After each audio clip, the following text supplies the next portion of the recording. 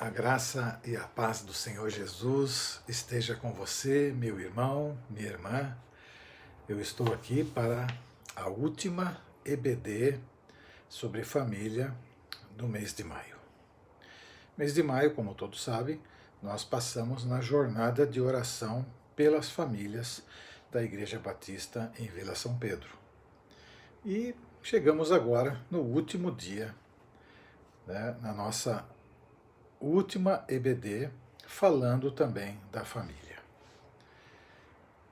Meus irmãos, hoje nós vamos estar compartilhando na EBD porque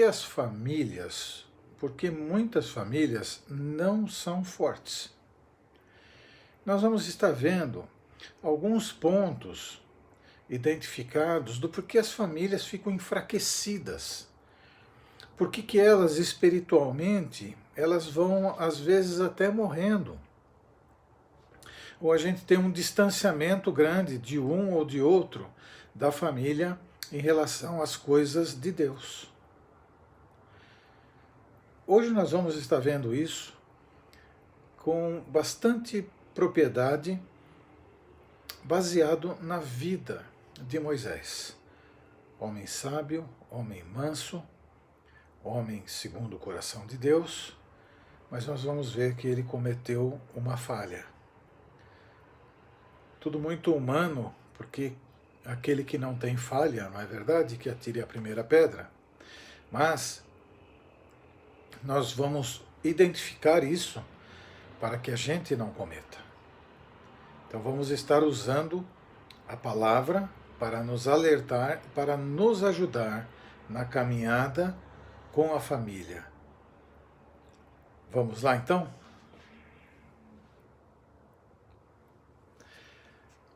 Porque muitas famílias não são fortes. Abra sua Bíblia lá em Êxodo 18, de 1 a 12. Diz assim que Jetro, sacerdote em Midian e sogro de Moisés, soube de tudo que Deus tinha feito por Moisés e pelo povo de Israel.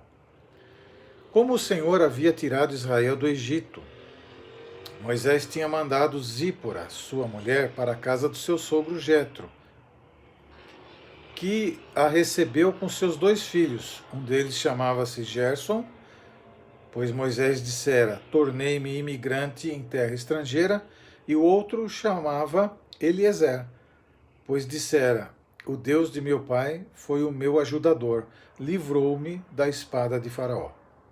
Jetro, sogro de Moisés, veio com os filhos e a mulher de Moisés encontrá-lo no deserto, onde ele estava acampado. Perto do monte de Deus, é onde ele tinha montado o acampamento. E Jetro mandou dizer-lhe: eu, seu sogro Jetro, estou indo encontrá-lo, e comigo vão sua mulher e seus 2 filhos.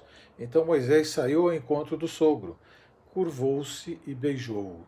Trocaram saudações e depois entraram na tenda. Então Moisés contou ao sogro tudo quanto o Senhor tinha feito ao faraó e aos egípcios por amor a Israel, e também todas as dificuldades que tinham enfrentado pelo caminho e como o Senhor os livrara. Jetro alegrou-se ao ouvir todas as coisas boas que o Senhor tinha feito a Israel, libertando-os das mãos dos egípcios, e disse ele: bendito seja o Senhor que libertou vocês das mãos dos egípcios e do faraó, que livrou o povo das mãos dos egípcios. Agora sei que o Senhor é maior do que todos os outros deuses, pois ele os superou exatamente naquilo que se vangloriavam. Então Jetro, sogro de Moisés, ofereceu um holocausto e sacrifício a Deus. E Arão veio com todas as autoridades de Israel para comerem com o sogro de Moisés na presença de Deus. Veja só. Então esse texto é parte do texto que diz a questão de Moisés estar se dedicando às coisas de Deus, está se dedicando ao chamado que Deus tinha na vida dele, está se dedicando em fazer com fidelidade tudo aquilo que Deus tinha dado para ele fazer, porque ele tinha que liderar 2.600.000 pessoas aproximadamente, e isso é nada menos do que as 7 cidades do ABC. Nós temos 2.800.000 pessoas no ABC, então Moisés tinha debaixo do seu cuidado 2.600.000 pessoas. Moisés estava realmente cansado e ficando doido, porque ele tinha que cuidar de várias situações de cada núcleo familiar, de vários momentos de cada núcleo familiar. Ele tinha que se preocupar com todos os detalhes. Coisas simples, coisas nem tão simples assim e coisas mais graves. E a Bíblia, ela é um livro repleto de histórias. Histórias de pessoas, de povos e de muitas famílias. Porém, o que a gente olha é que nenhuma das famílias são perfeitas. Com os seus erros e acertos, as famílias bíblicas têm muito a nos ensinar. E a história ela se repete. Moisés foi chamado por Deus para tirar esse povo de Israel da escravidão do Egito. Moisés sai com esse povo, a grande força trabalhadora do Egito, pessoal que punha a mão na massa, eram os israelitas. E Deus chama Moisés para tirar esse povo de lá. Até aquele momento, a tarefa para liderar os israelitas estava se tornando uma missão quase que impossível de ser executada. As pessoas eram teimosas, elas eram ingratas, queixavam-se de tudo, tinham um coração duro. Quando algo dava errado, culpava Moisés. Se tinham fome, Moisés era o causador. Se estavam tristes e cansadas, Moisés era o responsável. Se Deus deixava de fazer algo, Moisés não estava cumprindo com a sua função. Quantos e quantos problemas Moisés tinha que administrar naquele momento. Dentro de todo esse conflito estava a família de Moisés, que inclusive é citada somente nesse texto. E desgastado e com uma longa viagem pela frente, Moisés teve que enviar a sua esposa Zípora e seus 2 filhos, Gerson e Eliezer, para ficar com seu sogro Jetro. Foi um momento muito difícil, imagino eu, para esta família, e com base nos seus erros, precisamos aprender para não cometê-los. Vamos ver alguns sintomas que impedem que as famílias sejam fortes. Veja só, o primeiro sintoma é esse, olha, o excesso de compromisso e atividade. A gente vai se enfiando em compromissos e atividades sem, na verdade, perceber que estamos deixando a nossa família de lado muitas vezes. Muitas famílias, como a de Moisés, passam por momentos dessa turbulência,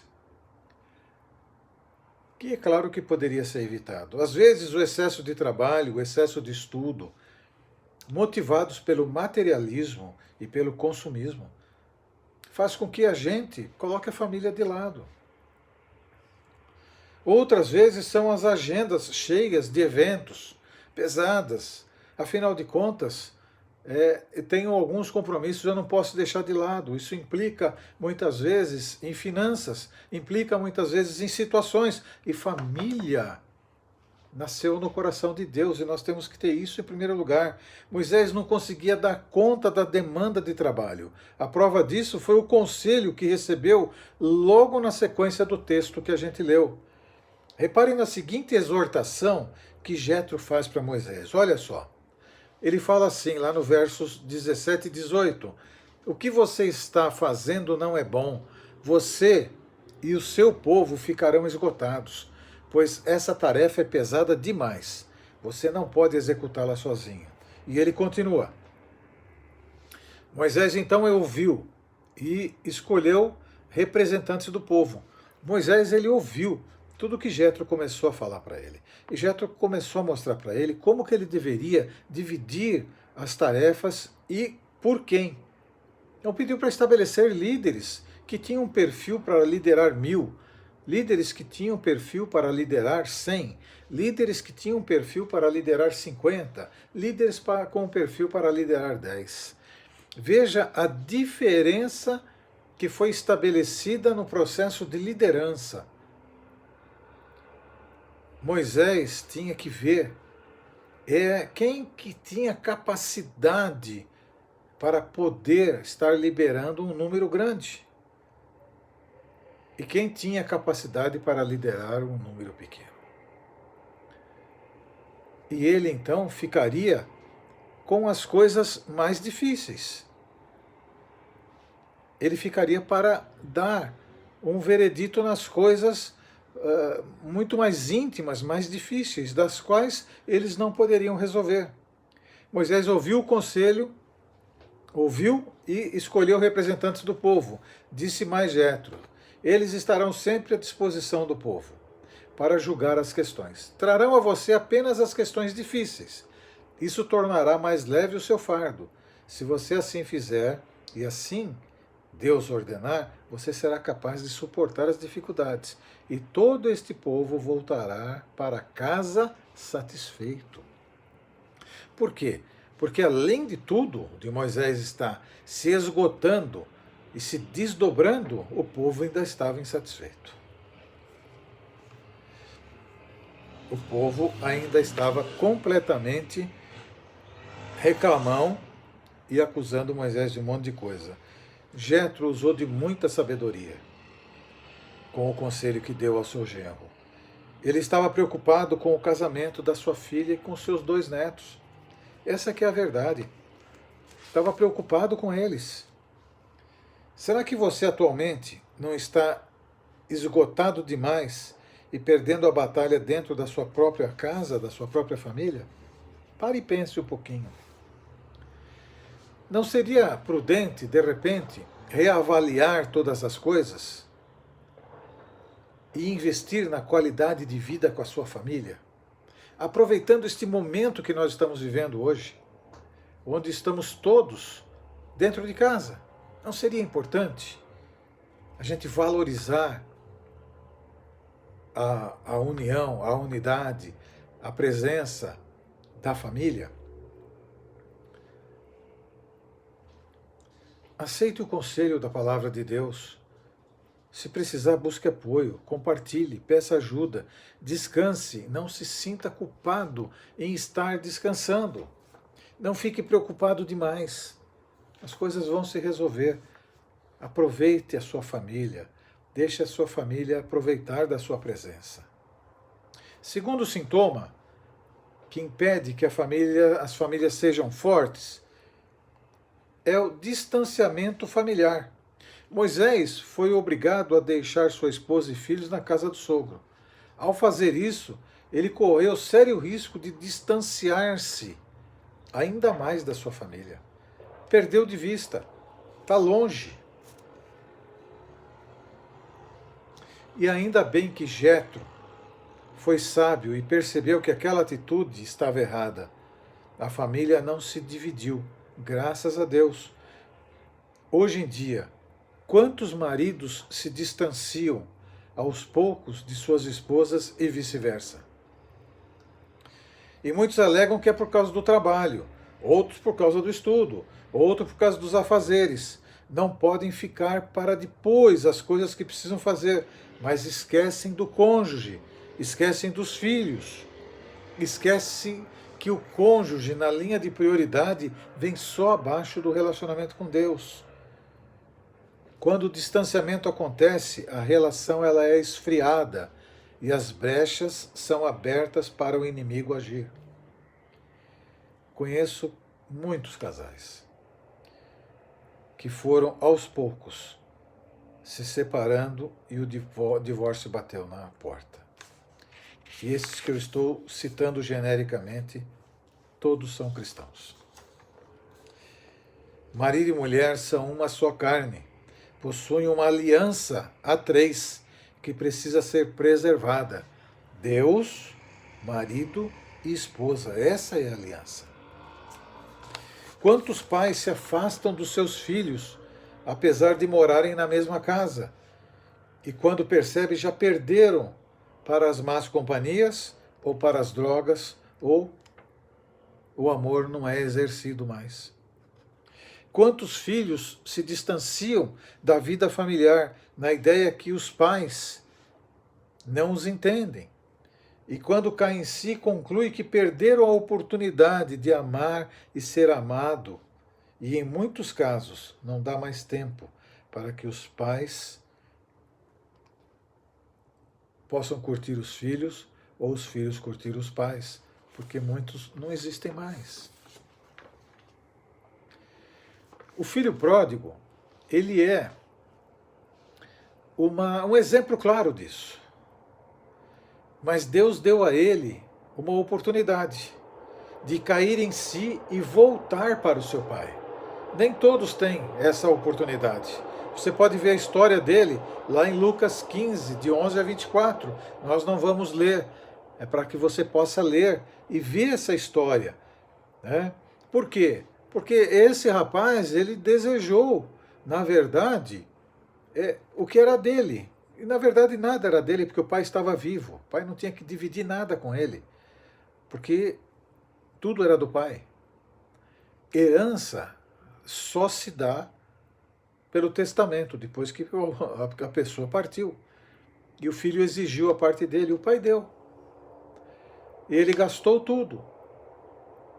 E ele foi, na verdade, ter que pedir emprego para cuidar de porcos. E ele não podia comer nem a comida dos porcos. Então começou a passar muita fome. Porque se abateu naquela época uma grande crise. Uma grande crise. E ele se lembrava então que na casa do pai dele não faltava absolutamente nada. E que os funcionários do pai tinham muita fartura. E ele desejou voltar para o pai. E ele então volta para o pai. E o pai o recebe de braços abertos. O beija, põe um anel no dedo dele, dá uma túnica nova para ele, faz uma festa para ele. Porque diz que o filho que se perdera voltou para o lar. Deus deu essa oportunidade. Terceiro, a dependência dos pais. É outro sinal que impede a família de alcançar vitória e ser forte. É a dificuldade de cortar os laços maternos e os laços paternos. Isso é muito comum. É o chamado cordão umbilical, que não foi cortado. Zípora precisou voltar para a casa do pai. A Bíblia nos ensina a deixar pai e mãe. Em Gênesis 2:24 diz: por essa razão o homem deixará pai e mãe, e se unirá à sua mulher, e eles se tornarão uma só carne. Palavra de Deus. É óbvio que há situações bastante específicas e elas precisam ser tratadas como exceção e não como regra. Há muitos casais que se casam, mas continuam mantendo os mesmos vínculos na vida da vida de solteiro, tanto com os pais como com os amigos. Isso está errado. A Bíblia diz que esse deixar pai e mãe, ele é geográfico. Deixará, sairá do mesmo lugar onde está pai e mãe e vai se unir com a sua mulher.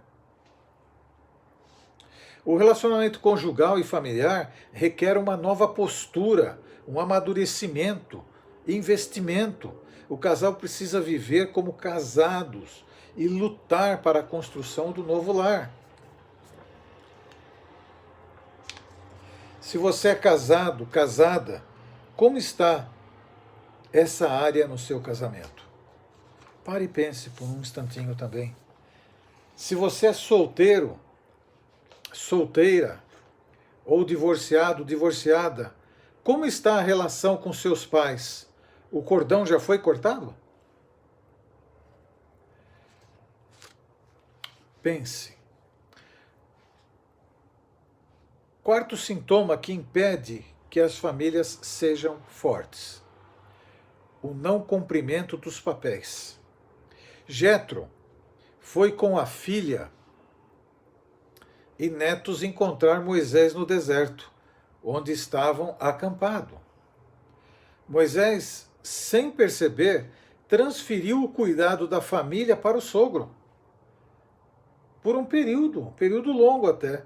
Moisés negligenciou seu papel de esposo, seu papel de pai, e inverteu, passando para Jetro. Os deveres conjugais dos pais e dos filhos estão claramente definidos na palavra de Deus. Ninguém precisa se omitir e deixar de ler e praticar os deveres conjugais destacados por Paulo. Veja só, vejamos. Mulheres, sujeitem-se cada um ao seu marido. Qual que é o modelo? Como se sujeitando ao Senhor. Pois o marido é o cabeça da mulher, como também Cristo é o cabeça da igreja, que é o seu corpo, do qual ele é o Salvador. Assim como a igreja está sujeita a Cristo, também as mulheres estejam sujeitas em tudo ao seu marido. Inversão dos papéis, o não cumprimento dos papéis. Maridos, amem cada um a sua mulher, assim como Cristo amou a igreja. Também é outro modelo. Como é que os maridos têm que amar as suas esposas como Cristo amou a igreja? Uma pergunta no meio do texto. Cristo amou uma igreja obediente? Uma igreja cumpridora do seu papel? Então, o modelo é como Cristo amou a igreja e entregou-se por ela para santificá-la, tendo-a purificado pelo lavar da água mediante a palavra, e para apresentá-la a si mesmo como igreja gloriosa, sem mancha, nem ruga, ou coisa semelhante, mas santa e inculpável. Da mesma forma, os maridos devem amar cada um a sua mulher como ao seu próprio corpo. Continuando, quem ama a sua mulher ama a si mesmo. Além do mais, ninguém jamais odiou o seu próprio corpo. Antes o alimenta e dele cuida, como também Cristo faz com a igreja, pois somos membros do seu corpo. Por esta razão, o homem deixará pai e mãe e se unirá à sua mulher, e os dois se tornarão uma só carne. Este é um mistério profundo. Refiro-me, porém, a Cristo e à igreja.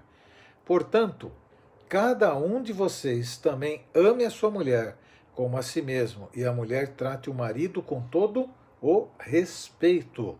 Efésios 5, 22 e 23. Mas não para aí. A questão do não cumprimento dos papéis.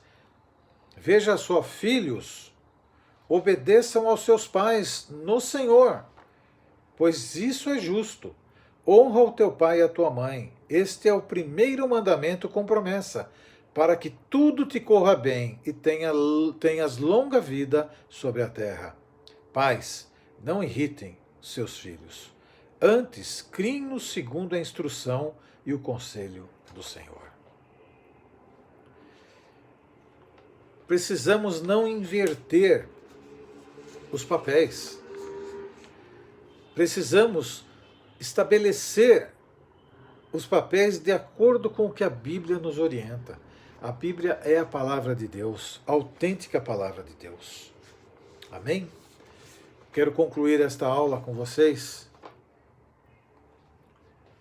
da seguinte maneira. Ultimamente as famílias estão enfrentando derrotas, estão muito enfraquecidas. Faça uma verificação cuidadosa dos sintomas que impedem a sua família de ser forte. Moisés estava liderando o povo de Deus e, ao mesmo tempo, estava deixando de pastorear e cuidar da sua própria família. Não justifica. É isso que a palavra de Deus está dizendo. Que mesmo com tudo, não justifica. Quantos líderes cristãos estão cometendo este mesmo erro e, ao expor em sua casa, fragilizam a relação familiar? Finalmente, Moisés aceitou o conselho do seu sogro e fez tudo como ele havia sugerido. Está lá no verso 24. Vale a pena seguir o conselho dos mais experientes. O último versículo do capítulo informa que Moisés e Jetro se despediram e este voltou para a sua terra. Jetro não ficou lá com ele. Jetro veio, o instruiu, deu para ele exemplos claros e voltou para a sua casa. Com certeza voltou sozinho, pois Zípora e seus filhos acompanharam Moisés. A família se uniu novamente, graças a Deus. Não permita que nada impeça sua família de ser forte, pois família forte, igreja forte. Meu irmão, minha irmã, encerramos aqui esse período de oração pelas famílias. Mas não deixe a sua família de lado. Não deixe de estar junto com a sua família. Não deixe de orar pela sua família. Não deixe de estar conduzindo a sua família dia após dia. Faça o que a Bíblia diz. A Bíblia é a palavra de Deus. Ela tem a resposta para todas as situações que nós estejamos envolvidos, sobretudo com relação à família. Que Deus te abençoe e que Deus te guarde. Nós nos encontramos logo mais, às 19 horas, para o nosso culto de fé, esperança e amor. E lembre-se, hoje nós temos a primeira ceia por vídeo, tá? Então reúna a sua família para que nós possamos hoje cearmos na presença do Senhor por vídeo.